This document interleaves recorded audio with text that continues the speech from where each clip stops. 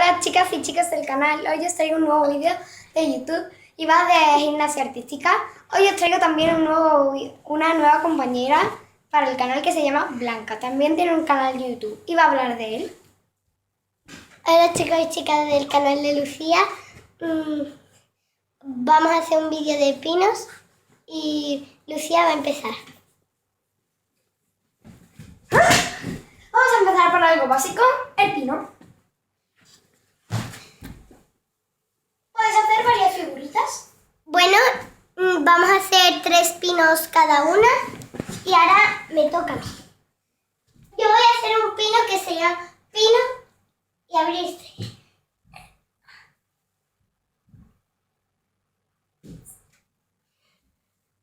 Muy bien.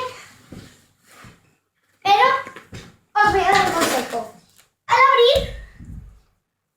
Si al abrirse se os baja un poco el culo, no os asustéis porque no os vais a caer. Ahora voy a hacer un pino un poco más difícil, que tenéis que cruzar las piernas. Podéis hacerlo así o directamente así y podéis caer así.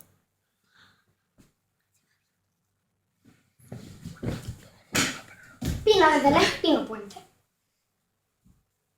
Lo podéis hacer súper rápido o súper lento.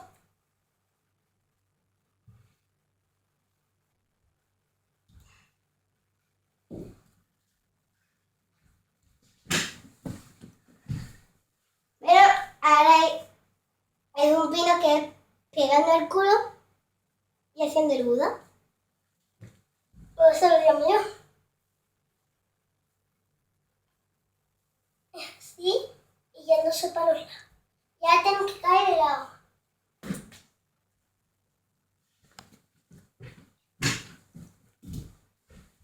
Ahora algo básico. El último va a ser pino. No hacéis ninguna figurita, la que vosotros queráis. Esta, por ejemplo. Y caes aislado. Bueno, y por último vamos a hacer la mariposa y la W. Primero la W. Lucía, hazlo conmigo. W. Y ahora vamos a hacer la mariposa. La mariposa es ella. ¿Me abro Y yo me pongo. Muy bien. Bueno, espero que te haya gustado el vídeo. Suscríbete, dale a like.